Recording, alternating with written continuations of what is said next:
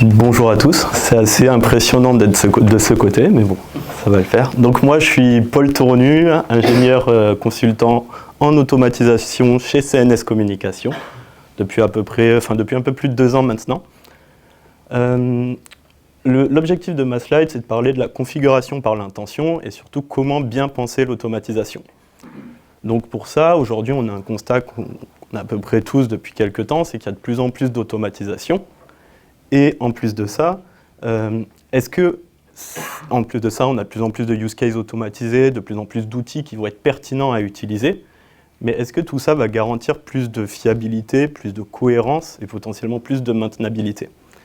C'est pourquoi aujourd'hui, on va essayer de répondre à la question à travers cette présentation de comment passer d'une automatisation qui exécute à une automatisation qui garantit. Volontairement, tout au long de la présentation, je ne vais pas parler d'outils, mais plus d'une manière de penser l'automatisation réseau. Et pour comprendre un petit peu pourquoi je me suis posé cette question et pourquoi j'ai voulu présenter ça lors de cette présentation, on va regarder un petit peu les problématiques qu'on peut rencontrer dans l'automatisation aujourd'hui. Donc mon constat, c'est le cycle de la dette. C'est qu'aujourd'hui, imaginons, donc je l'ai appelé le virage de la rapidité, imaginons on a un problème en production, on va essayer de faire un hotfix très rapidement pour corriger ce fameux problème.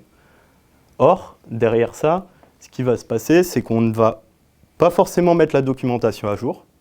Enfin, des fois, ça peut être le cas, mais c'est assez rare. Et on va se dire, on va l'automatiser plus tard, on en fera un use case un petit peu plus tard. Ensuite, on arrive à ce fameux use case et on se dit, bon bah tiens, on va pouvoir automatiser ce fameux geste technique qu'on a fait précédemment. Et c'est là où on commence à rentrer dans une problématique, c'est qu'on va automatiser ce fameux geste technique et non pas mettre en place juste avant des règles qui sont intéressantes à formaliser. C'est un petit peu ce que représente ce cycle, c'est qu'on automatise plutôt un geste par rapport à une règle. Donc si je répète, un geste, ça va être vraiment quelque chose qu'on automatise une seule fois pour du one-shot, pour faire une correction en production par exemple.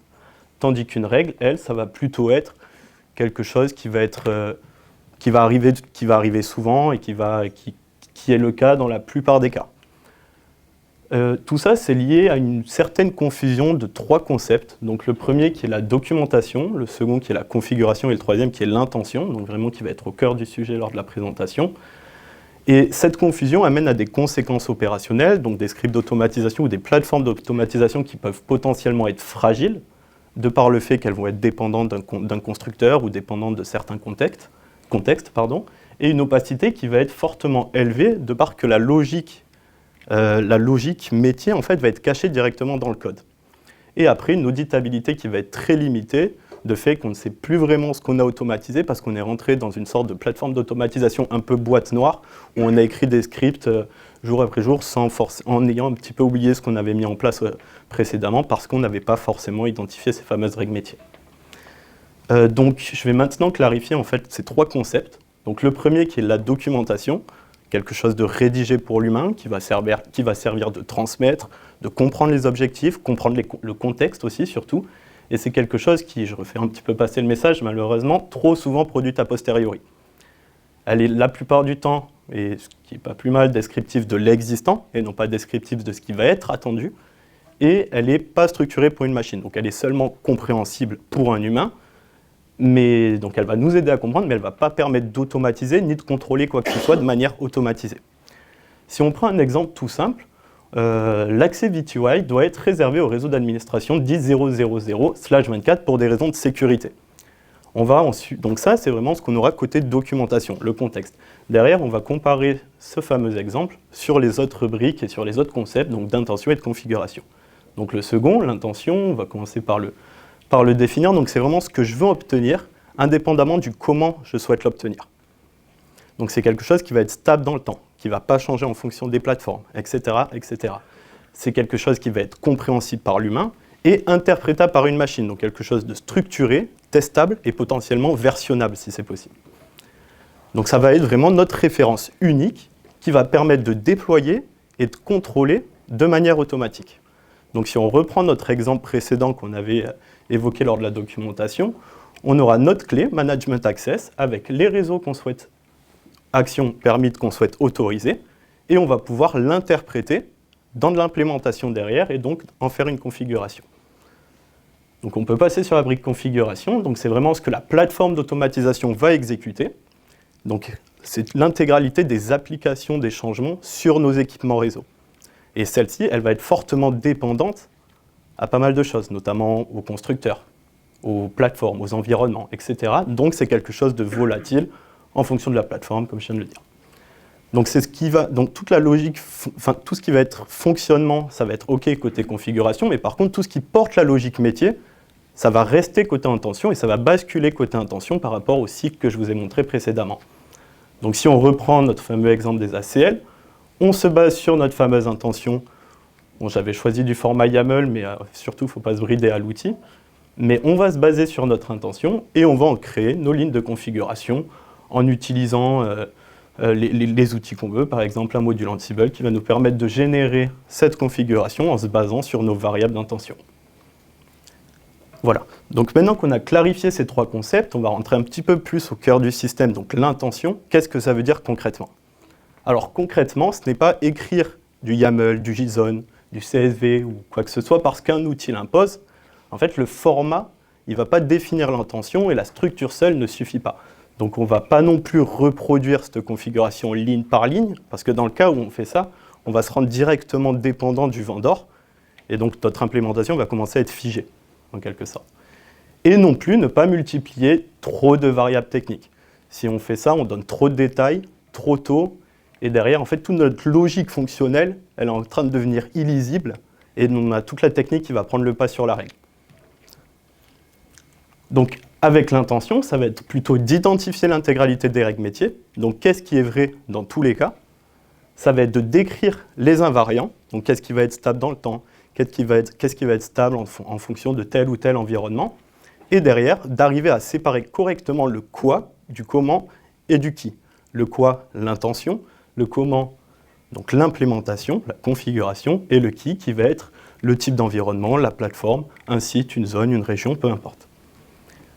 Donc si on reprend un exemple là-dessus un petit peu différent de nos ACL, quelque chose d'assez simple, où on a deux comptes locaux et des rôles qui leur sont attribués, un qui aura les droits d'écriture, un qui ne les aura pas. Donc là, on a vraiment notre intention. On a un exemple d'intention, toujours sur du format YAML. Par contre, on n'a aucune information sur le type d'environnement, sur le type d'OS, sur le type de plateforme. Et derrière, qu'est-ce qui se passe? C'est que tout ça, ça va être interprété dans le moteur d'automatisation. Et du coup, on va pouvoir générer des implémentations en fonction de cette intention pour différents styles de constructeurs. Notamment Aruba CX, par exemple, on va générer ces lignes de commande. Pour Palo Alto, la même chose. Et demain, si on souhaite rajouter un nouveau device type peut-être dans notre parc, on va pouvoir réutiliser l'intention qu'on avait mis en place pour standardiser tout ça et changer seulement l'implémentation pour l'avoir sur du Fortinet, par exemple. Donc, ce que je veux dire par là, c'est que pour une implémentation, pour une seule intention, on va pouvoir avoir un grand nombre d'implémentations. Et du coup, ça change totalement le nouveau rôle de l'humain et le rôle du moteur d'automatisation, donc de la plateforme. Donc avant, si on récapitule, l'humain, il décidait, il configurait, il corrigeait et aussi il documentait. Alors que la plateforme, elle exécutait des actions sans forcément comprendre le contexte et sans avoir la capacité de vérification. Donc on avait une très forte dépendance à l'humain, mais on avait des erreurs, des incohérences qui pouvaient être difficiles à détecter. Donc en quelque sorte, tant que ça fonctionnait, tout allait bien, mais dès qu'on avait un changement de contexte, tout cassait. Alors qu'aujourd'hui, en intégrant l'intention dans notre plateforme d'automatisation, l'humain va définir les règles. Donc qu'est-ce qui est standard? Il va arbitrer les choix, il va valider le modèle d'intention, il va d'ailleurs le mettre en place, et il va mettre en place aussi la logique de transformation de notre intention vers une implémentation.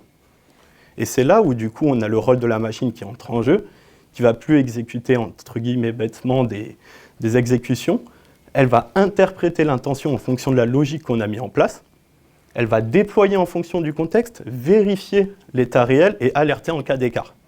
Donc j'insiste bien sur le alerter en cas d'écart parce que là on arrive à un stade où on a une intention, on a un standard, donc on va pouvoir récupérer l'état opérationnel, potentiellement récupérer notre standard et faire aussi de la gestion de drift.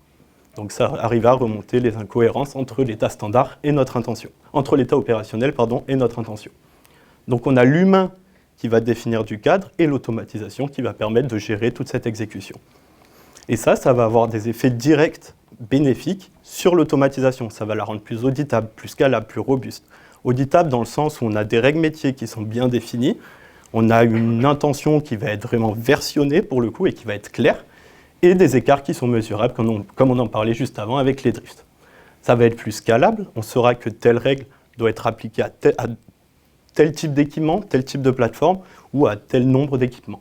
Et ça va être plus robuste aussi, dans le sens où on n'aura plus de logique métier qui se cachera dans le code, tout ça sera dans la partie intention, et on aura toutes nos exceptions qui sont potentiellement acceptables, qui seront identifiées et maîtrisées. Donc là, on a un vrai changement de paradigme, où on ne cherche plus seulement à exécuter du code correctement, mais on cherche vraiment à garantir un état, et en fait, cet état, derrière, on va vouloir prouver aussi qu'il est bien respecté. Et pour finir, donc on a un vrai changement de paradigme, c'est que l'automatisation mature commence par une intention claire, et donc non pas par un script qui va permettre d'automatiser simplement un geste. Et c'est là où automatiser avec une intention, ça va permettre d'aller directement dans la bonne direction. Donc si on reprend l'exemple d'automatiser un geste technique, certes, on va aller plus vite là où on veut aller, mais sauf que derrière, on n'aura aucune maîtrise et aucun contrôle. Donc maintenant, je vous invite à vous poser ces questions si vous voulez mettre en place une intention, c'est qu'est-ce que je veux garantir, quelles sont mes règles métiers qui sont standards, quels sont mes invariants, et quelles sont aussi potentiellement mes exceptions qui sont acceptables et pourquoi elles le sont. Et je vais finir par cette phrase, c'est que ce qui évolue, ce n'est pas forcément l'exécution, mais c'est plutôt la clarté et la rigueur de ce qu'on veut garantir. Merci.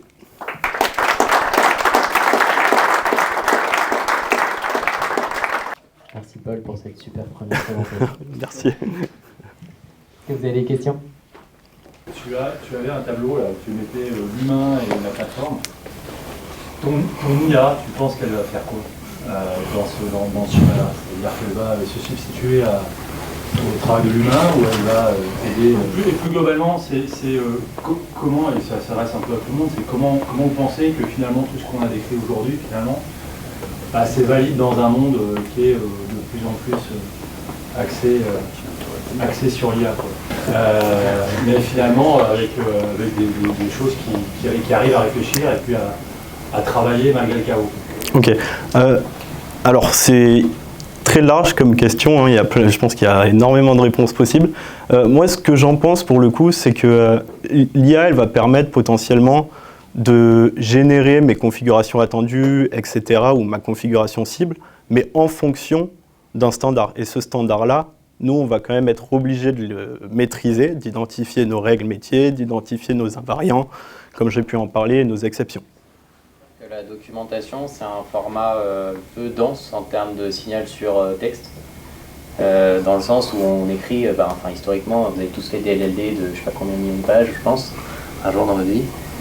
Au final, la quantité d'informations, elle est faible en pur stockage, quoi. Et le fait de se dire que peut-être on peut écrire la doc très synthétique sur un format structuré et générer le format humain avec de l'IA, ça pourrait être pertinent. Comme il y a certaines personnes qui utilisent ça pour écrire des mails, ou on synthétise et ça... Et inversement, sur de la documentation, aujourd'hui il y a plein d'outils qui permettent d'analyser de la doc et de la rendre interactive et peut-être de changer la façon dont on parle à de la doc. Qui serait peut-être quand même plus structuré que comme on parle à une source de vérité qui a un serveur MCP, puisqu'on pourrait quand même rajouter peut-être plus d'infos que dans un truc purement factuel. Avec des choses comme DeepWiki, des choses comme ça, qui permettent d'aller interroger de la doc extensive. C'est que ma vision des choses qui est très orientée, j'aime pas écrire des longs textes. On parle vraiment d'opinion personnelle. Hein. Donc je pense que même s'il y avait des choses qui étaient générées par l'IA, je pense que l'intent, comme tu disais, ça définit des contraintes qui vont aiguiller aussi l'IA générative. Après, moi, mon opinion personnelle, c'est que je trouve que l'IA, c'est extraordinaire, les potentiels que ça peut avoir et tout ça, mais ça buzz beaucoup. Et je pense pas que ça va remplacer dans tous les cas l'automatisation sur des workflows. L'IA n'est pas forcément adaptée à tous les use cases. Je prends un exemple concret, si on peut, l'intelligence d'un workflow, si on peut appeler ça une boîte logique, le contrôle logique. Je pense que si on est capable, sur une intent, des inputs et l'output, de définir l'arbre décisionnel, quelles sont les logiques, sur des branches qui sont définies, déterministes et prévisibles à l'avance, l'IA n'a aucun sens dans ce genre de use case. Je pense que l'automatisation classique est mieux adaptée parce que plus déterministe, moins coûteuse. Par contre, c'est vrai que sur des use cases où on ne peut pas prédire, en fait, toute la contrôle logique doit être construite en temps réel, en fonction de demandes qu'on ne peut pas prédire, etc. Là, à mon sens, l'IA va avoir un rôle à jouer. Mais ce que je vois beaucoup, moi, en ce moment, on veut faire de l'IA partout, dans tous les use cases. Et je trouve que c'est pas forcément adapté tout le temps. Après, on est sûrement dans la partie du cycle de la hype où on est sur le début de la montée, là, où on essaie de trouver des cas d'usage plutôt que de trouver à quel outil correspond le cas d'usage. Il y a un truc, je pense, qui fait un peu rappel à ce qu'on a eu dans les présentations précédentes sur l'interaction utilisateur. L'IA peut aussi peut-être avoir un rôle dans le côté adapter le discours à un utilisateur qui n'a pas le même niveau d'expertise. Est-ce qu'on parle pareil à un gestionnaire applicatif qui sait coder et pour qui un réseau c'est des ports et des ouvertures de flux, ou on parle à quelqu'un qui est expert SOC et pour qui c'est la sécu et ce qui l'intéresse c'est les vulnérabilités et la surface d'attaque. Et peut-être falloir adapter un discours de la même donnée mais avec différents paradigmes. Puisque c'est vrai qu'on a quand même ce truc de l'IA qui permet d'analyser une donnée avec différents axes, soit d'un point de vue exploratoire, soit dans l'adaptation du contenu. Après, l'IA générative, là où elle est utile, c'est à l'interface avec l'humain. Parce que toutes les intentions se veulent du plus haut niveau, donc dans une abstraction très très forte. Et on veut s'interfacer avec des humains, et c'est là où il va y avoir de l'ambiguïté. C'est dans le langage naturel avec ces humains-là. Et donc, précédemment, nous, en recherche, c'était le symbolisme, donc ils m'ont formalisé tout, on faisait des preuves formelles et c'était déterministe. Mais quand on arrive à l'humain, c'est là où on ne peut pas faire de déterminisme. Et l'IA générative, si elle est guidée par un formalisme, c'est là où elle peut faire. Non, mais je ne dis pas le contraire, mais je dis qu'il y a des workflows qui ne sont pas du tout dans ce cadre-là. Certains temps, je vais envoyer un mail. Je ne vais pas utiliser l'IA pour faire ça. Après, il y a beaucoup de techno, comme toutes les il faut doser. Il y en a certains qui diraient. Il faut doser. Mais comme quand il y a eu la blockchain, on a mis de la blockchain sur plein de trucs qui pouvaient se résoudre avec une base de données classique. Et quand il y a eu... je pense qu'on est dans cette phase-là qui est un peu une nécessité, c'est bon, mais un passage obligé dans les technos. Et en vrai, je pense qu'après, il y a peut-être un truc vis-à-vis de l'épuisement des ressources, que ce soit d'un point de vue écologique ou d'un point de vue purement capacité de production, comme on voit selon l'acte qu'on prend sur la VRAM et compagnie. Il y a un moment, il va falloir se poser la question de savoir pourquoi on se sert de l'IA. Est-ce que vraiment on a besoin d'une IA ou est-ce qu'on peut juste faire une regex Ah oui. Je pense que le sujet de l'IA, c'est un vrai sujet. Et d'ailleurs, ça me fait une bonne transition. Je ne sais pas si vous aviez d'autres questions pour Paul.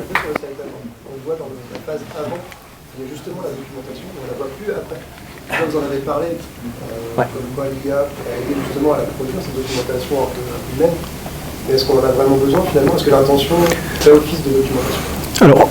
Alors en fait, côté intention, certes ça va être compréhensible par un humain ou par une machine comme je le disais, mais ça va quand même nécessiter de comprendre le format qu'on a utilisé pour la mettre en place. Et je pense qu'un use case automatisé ou l'existant, ça doit être quand même accessible à plus de personnes que seulement les personnes qui vont comprendre et qui vont arriver à déduire des choses de notre intention. Donc cette documentation-là, elle va être nécessaire pour comprendre ce qu'on a sur l'existant sans forcément comprendre un langage un petit peu plus complexe, qui est quand même compréhensible par l'humain, mais qui nécessite peut-être d'autres compétences aussi. Merci beaucoup.